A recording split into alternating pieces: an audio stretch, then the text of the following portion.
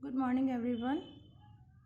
हम BCom second year class के BST paper cost accounting से चैप्टर पढ़ रहे थे अब तक, सामग्री लागत नियंत्रण। उस चैप्टर में हमारा सेकंड टॉपिक चल रहा था। फर्स्ट टॉपिक कंप्लीट हो चुका था, उसके हमने क्वेश्चंस देख लिए थे।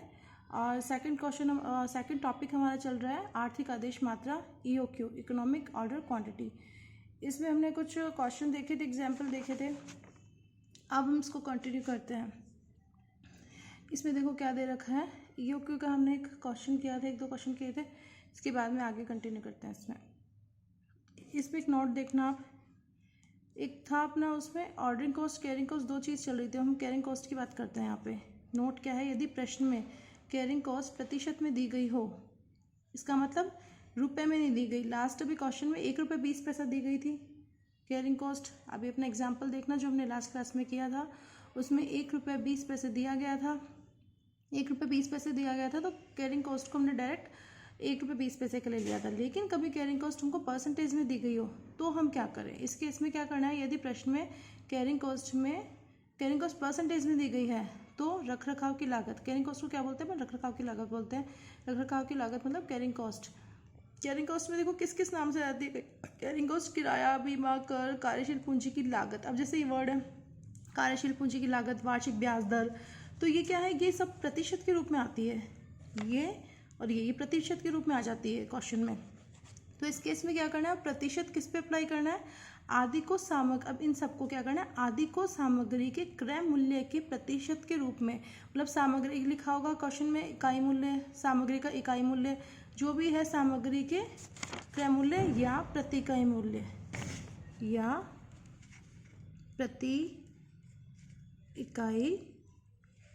या प्रति इकाई मूल्य के प्रतिशत के रूप में ज्ञात करके carrying cost per unit per annum ज्ञात की जाएगी। ठीक है, ये नोट ध्यान रखना। अब हम एग्जाम्पल करते हैं आगे। इस पे देखो क्या दिया हुआ है हमारा, ये एग्जाम्पल ये देखना है, मैं ये देख सकते हो, पूरा पढ़ लो। ये RU बीकॉम 2014 ये एग्जाम में आ चुका है। देखो क्वेश्चन पढ़ो। निम्नलिखित विवरणों से वर्ष 15-16 के लिए आर्थिक आदेश मात्रा एवं आदेशों की संख्या की गणना कीजिए।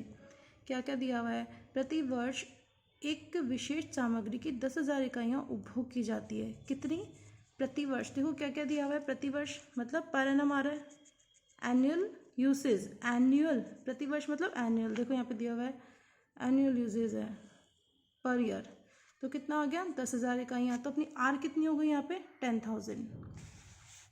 हम ईओक्यू का फॉर्मूला, आप जैसे यहाँ पे देखो इलस्ट्रेशन नंबर 3.6 हम यहाँ पे लिखते हैं। अगर इलस्ट्रेशन नंबर 3.6, तो यहाँ पे अगर सॉल्यूशन हम स्टार्ट करते हैं, सॉल्यूशन स्टार्ट करेंगे तो ईओक्यू कैलकुलेट करना है हमको। इसमें 2ROC ये है हमारा फार्मूला।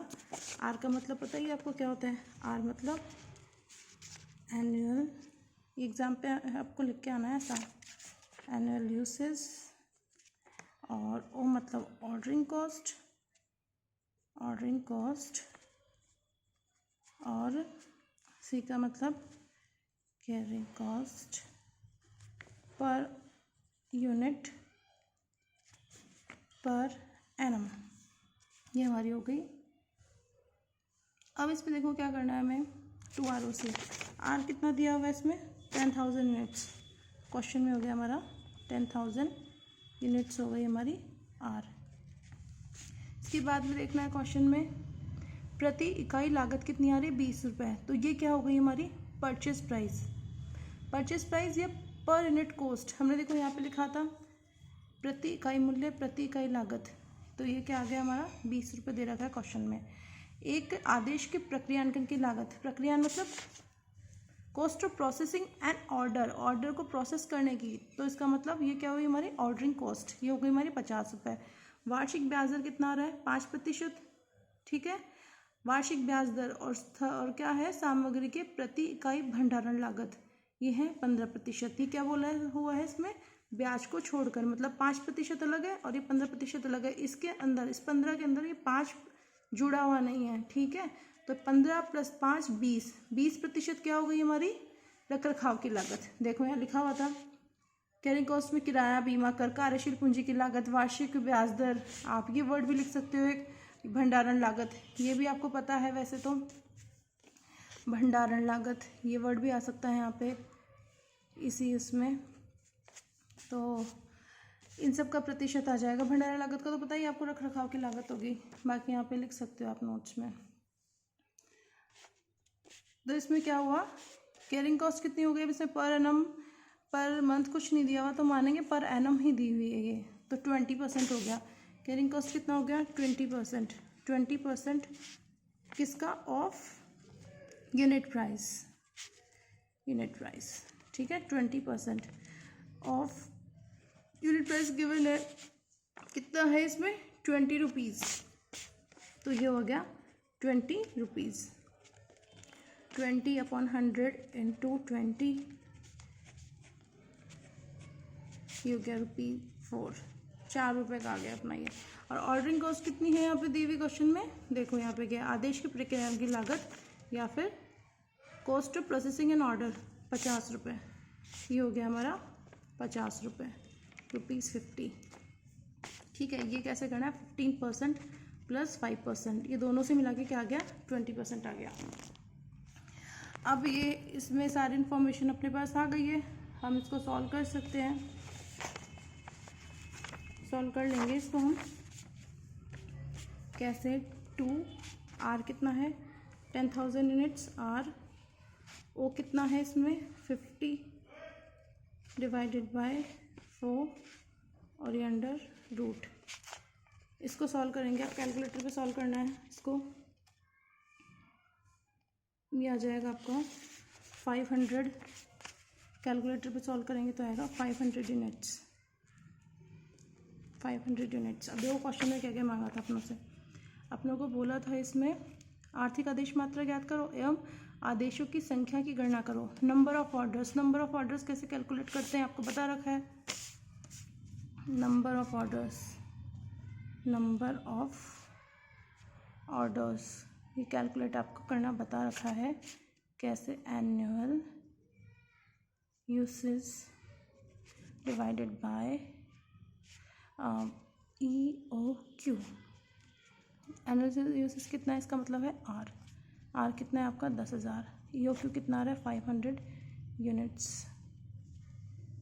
इसका मतलब क्या हुआ, EOQ आप एक लॉट पे 500 यूनिट्स मंगवाते हैं, 500 यूनिट आप एक लॉट में मंगवा रहे हैं और आपको पूरे वर्ष में, पूरे साल में आपको कितना 10,000 यूनिट मंगवानी है, तो आपको कितने लॉट में मंगवाना होगा, 500 के ऑर्डर में आपको मंगवाना है, 500 का ऑर्डर आपको देना है। इट मीन्स आपको पूरे साल भर, पूरे साल में आपको देना पड़ेगा 20 ऑर्डर्स देने पड़ेंगे, 20 ऑर्डर्स, एक ऑर्डर 500 का दोगे, 20 ऑर्डर्स 500 के दोगे, तब जाके पूरे साल भर में आपके पास 10,000 यूनिट्स आएंगी।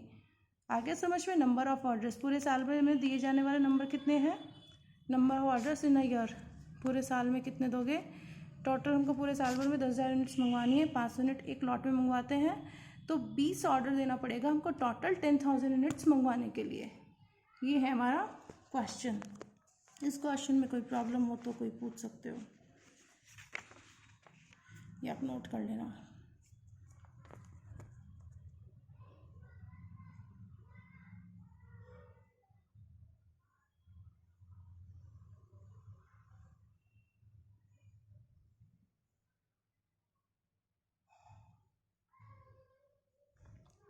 इसको पॉज करके नोट कर लेना या फिर व्हाट्सएप में शेयर कर दिया जाएगा।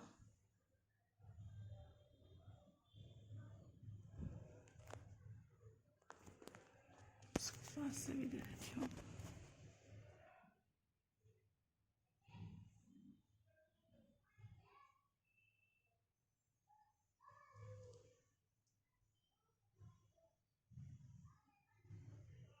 वीडियो पॉज करके आप पढ़ लेना इसको।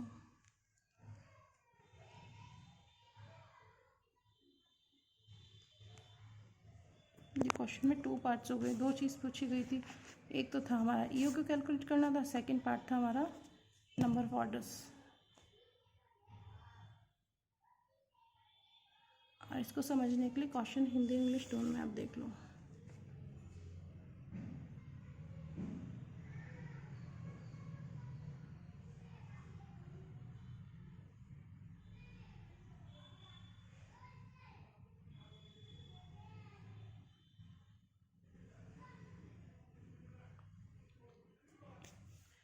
देखते हैं नेक्स्ट इलस्ट्रेशन, अगला इलस्ट्रेशन देखते हैं। इसमें देखो क्या दे रखा है, निम्न सूचनाओं से आर्थिक आदेश मात्रा एवं सामग्री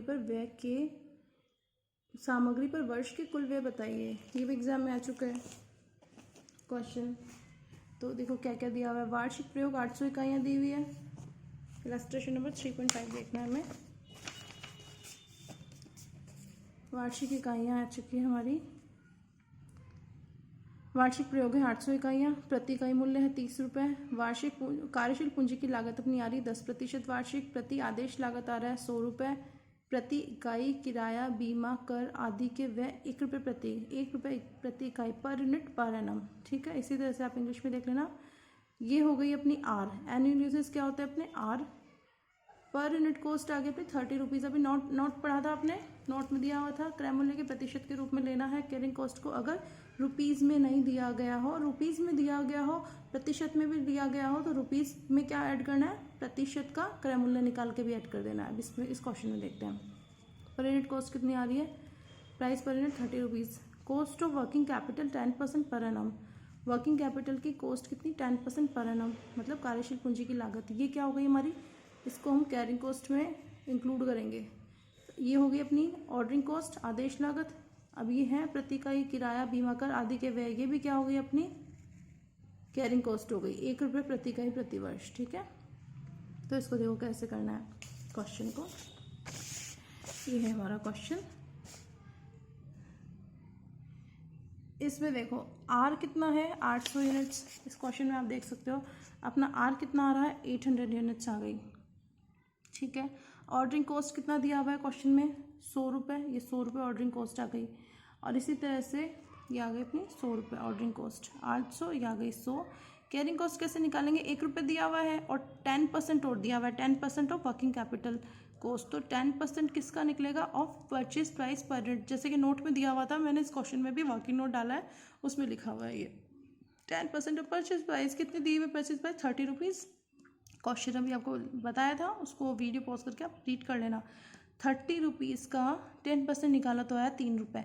तो 1 रुपये तो दिया हुआ है रुपीज़ में कैरिंग कॉस्ट, और बाकी 10% और दिया हुआ है। तो 10% किसका निकालना है, परचेज प्राइस का या प्रति यूनिट प्राइस का, प्रति इकाई मूल्य का। ठीक है, तो इसको कैलकुलेट किया, ऐड किया, 4 रुपीज़ आ गई हमारी कैरिंग कॉस्ट आ गई। तो ROC तीनों अवेलेबल है हमारे पास, ये इन्फॉर्मेशन ROC। इस ROC से हम EOQ निकाल सकते हैं। EOQ क्या करेंगे, 2 ROC, ये कैलकुलेट हो जाएगा। 2 R 800 और ये है 100 अपना O डिवाइडेड बाय C हो गया हमारा कैरिंग कॉस्ट ही 4 रुपीज़ आ ही गया था। ये आ गया हमारा 200 यूनिट्स। ये हमारे इसको कैलकुलेट किया तो 200 यूनिट्स आंसर आ गया है। अब ये हमको देखना है इसके अंदर सेकंड चीज़ क्या बोली थी इसमें, सामग्री पर वर्ष के कुल व्यय बताइए। क्या है, expenses of material during the year. अब देखो क्या है सामग्री के मटेरियल एक्सपेंसेस कैसे निकलेगा, ordering cost and carrying cost दोनों को ऐड कर देंगे तो क्या निकलेगा, मटेरियल एक्सपेंसेस। अब ऑर्डरिंग कॉस्ट कैसे निकालते हैं, नंबर ऑफ ऑर्डर्स, इसका फॉर्मूला क्या है, number of orders into ordering cost per order. तो नंबर ऑफ ऑर्डर्स कैसे कैलकुलेट करेंगे, ये देखो यहाँ दिया हुआ है। नंबर ऑफ ऑर्डर्स कैसे निकालते हैं, annual uses divided by EOQ। Annual uses अपने पास कितना आ रहा है, आर कितना है हमारे पास, 800, ये रहा 800। और यहीं पे क्या है, EOQ 200 हमारा कैलकुलेट होके आ ही गया था क्वेश्चन में।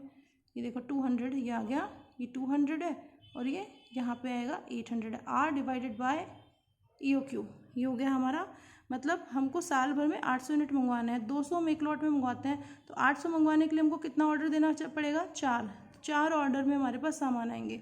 एक ऑर्डर देने की लागत कितनी पड़ती है अपने, 100 रुपये। 4 ऑर्डर है, एक ऑर्डर देने की लागत है 100 रुपये। तो दोनों को इंटू करेंगे, मल्टीप्लाई करेंगे तो कितना, 400 रुपये। 400 रुपये की आ गई अपनी आदेश देने की लागत आ गई। उसी तरह से रखरखाव देने की लागत कैसे कैलकुलेट करते हैं, क्या फॉर्मूला होता है, एवरेज स्टॉक मल्टीप्लाई करना है कैरिंग कॉस्ट पर यूनिट। अब इसमें देखो एवरेज स्टॉक कैसे निकालेंगे, एवरेज स्टॉक निकालते हैं EOQ बटा 2। अब एवरेज स्टॉक EOQ कितना था अपना, 200 यूनिट्स आया था अपना EOQ। अभी ऊपर जो कैलकुलेट किया था क्वेश्चन में, तो EOQ डिवाइडेड बाय 2, तो 200 बटा 2 ये आ गया अपना एवरेज स्टॉक आ गया कितना, 100 into carrying cost per unit. ये कितनी आ रही है अपनी, 4 रुपीज़। क्वेश्चन में गिवन है, ये रही 4 कैलकुलेट की थी अभी, तो ये 4 आ गई, 100 इंटू 4 ये भी आ गया 400। जब भी हम, अब देखो इसमें एक बात, ये दोनों 400 400 आ गए, दोनों मिला के टोटल कितना आया 800 हमारी क्या आ गई, मटेरियल एक्सपेंसेस, सामग्री पर वर्ष के व्यय, material expenses during the year अपना आ रहा है 800 रुपीज़। अब देखो इसमें एक बात ध्यान रखना है, इन अ ईयर इतना आ गया। इसमें एक बात ध्यान रखना, जब भी ईओक्यू के बेसिस पर, अब ये भी क्या निकला, नंबर ऑफ ऑर्डर्स ईओक्यू के बेसिस पे निकले और ये एवरेज स्टॉक ईओक्यू के बेसिस पे निकला। जब भी ईओक्यू के बेसिस पे हम ये दोनों चीज़ें कैलकुलेट करके और फिर ये ऑर्डरिंग कॉस्ट कैरिंग कॉस्ट निकालेंगे तो उसका क्या होगा, हमेशा आंसर 400 दो, जैसे 400 सेम आया ना, हमेशा इन दोनों की कॉस्ट लागत क्या होगी, सेम होगी। तो इसका मतलब जो भी ईओक्यू आता है हमारे, जो भी हम कैलकुलेट करते हैं ईओक्यू से निकाले जाने वाली आदेश देने की लागत और रखरखाव की लागत दोनों क्या होती है, बराबर आती है। अगर ईओक्यू से आपने दोनों चीज़ें निकाली हो और दोनों इक्वल नहीं आ रही, इट मीन्स आपका ईओक्यू ही गड़बड़ कैलकुलेट हुआ है, ठीक है। तो ईओक्यू से निकाले जाने वाली दोनों प्रकार की लागतें, चाहे ऑर्डरिंग हो चाहे केयरिंग हो, दोनों तरह की लागतें क्या होती है, बराबर आती है। जहाँ ये बराबर हो जाती है लागतें, वहीं पे क्या माना जाता है, इकोनॉमिक ऑर्डर क्वांटिटी पॉइंट, वहीं पे आर्थिक आदेश मात्रा बिंदु माना जाता है। अब आप इस क्वेश्चन को नोट कर लेना, वीडियो पॉज करके एक बार क्वेश्चन नोट कर लो, फिर ये सॉल्यूशन नोट करवा दूंगी। ये तो है हमारा क्वेश्चन, इस क्वेश्चन को अच्छे से नोट कर लो वीडियो पॉज करके।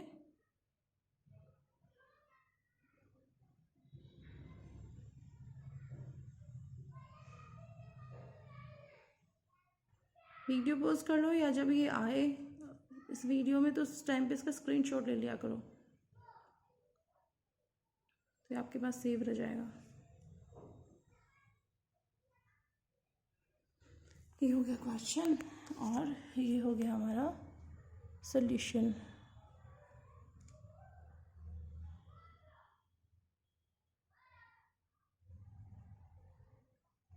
बाकी व्हाट्सएप ग्रुप में ये मैं शेयर कर दूंगी, आप वहाँ से भी देख सकते हैं।